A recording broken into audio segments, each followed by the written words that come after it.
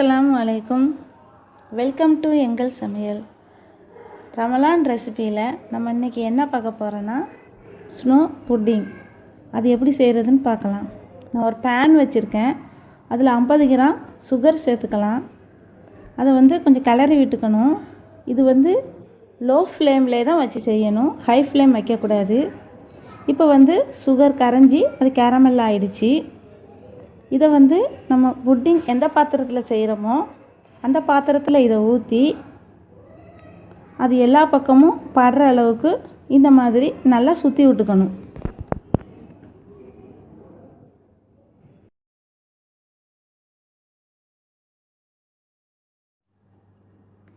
இப்போ நான் 2 முட்டை எடுத்திருக்கேன். அதை மஞ்சக்கருவை நீக்கிட்டு வெள்ளைக்கருவை மட்டும் எடுத்துக்கணும். இதை நல்லா பீட் பண்ணிக்கணும். எலக்ட்ரிக் பீட்டரால் பீட் பண்ணணும். ஹேண்ட் பீட்டரால் பீட் பண்ண முடியாது. எலக்ட்ரிக் பீட்டரை வச்சு பீட் பண்ணால் பெஸ்ட்டாக இருக்கும்.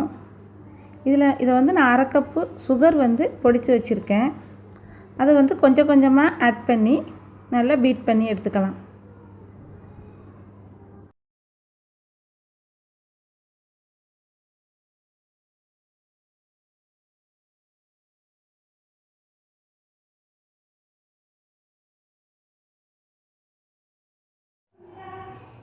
இப்போ ஓரளவுக்கு நம்ம பீட் பண்ணியாச்சு. இதில் நான் 1 ஸ்பூன் வெனிலா எசன்ஸ் சேர்த்துருக்கேன். சேர்த்ததுக்கப்புறம் நல்லா பீட் பண்ணிக்கணும். ஒயிட் கலரில் நல்ல ஸ்னோ மாதிரி வர்ற அளவுக்கு இந்த மாதிரி நல்லா பீட் பண்ணணும். இதை நம்ம கேரமல் ரெடி பண்ண பாத்திரத்தில் இதை ஊற்றிக்கலாம். இப்போ இதை வேக வைக்கிறதுக்காக அடுப்பில் நான் ஒரு பாத்திரத்தில் 1 டம்ளர் தண்ணி வச்சுருக்கேன். தண்ணி வச்சு அதில் நம்ம ஒரு ஸ்டாண்டு போட்டுக்கலாம்.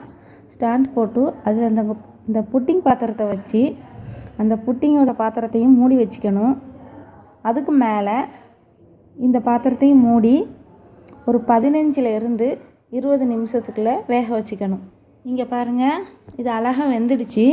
இதை கொஞ்ச நேரம் விட்டு நம்ம சுற்றி அதில் எடுத்து விட்டு இதை ஒரு பிளேட்டில் திருப்பி போட்ட அன்றைக்கி இப்போ நமக்கு ஸ்னோ புட்டிங் ரெடி ஆயிடுச்சு. இது கிட்ஸுக்கெலாம் ரொம்ப பிடிக்கும். நீங்களும் செஞ்சு பாருங்கள். எப்படி இருந்துச்சுன்னு கமெண்ட் பண்ணுங்கள்.